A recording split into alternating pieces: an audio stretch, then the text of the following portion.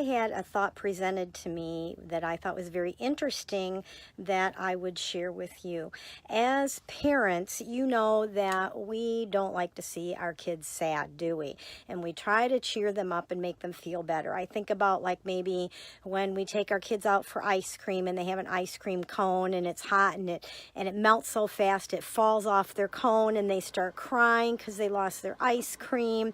And then we'll, oh, it's okay, we'll get you another ice cream, you know, that kind of a thing, because we just don't want to see them sad and we want to do what we can to make them happy. And it just makes me wonder if that is one reason why people treat us the same way in our grief, that we grow up in a way that we just want to make sure that the people around us are happy. Some of us are more people pleasers in that way than others.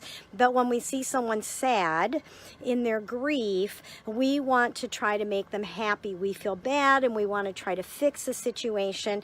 And so people will say things to us trying to make us happy. And sometimes that can upset us. And it's interesting, we were at a group the other night, a Hugs group in Florida, bereaved parents group, and we ended up in a discussion about that. And one mom said, I would much rather people say the wrong thing than say nothing at all and make me feel alone and isolated. And another parent said, I would much rather people just not say anything than say the wrong thing.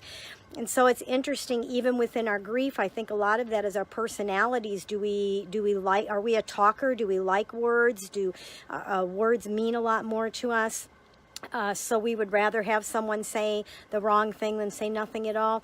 So in all of that, I just want to encourage all of us and remind us that unless you've been there, you have no clue what it's like, this kind of grief and what we're going through.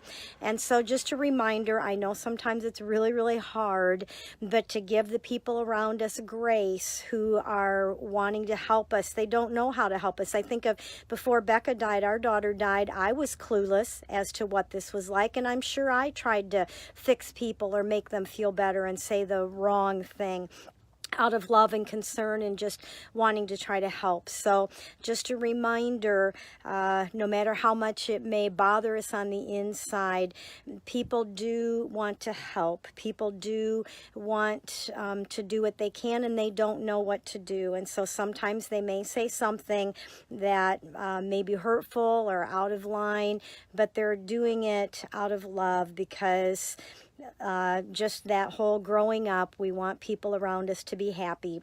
And that's all they're trying to do, not understanding the depth of our grief. So this is Laura Diehl, founder of GPS Hope, author and speaker.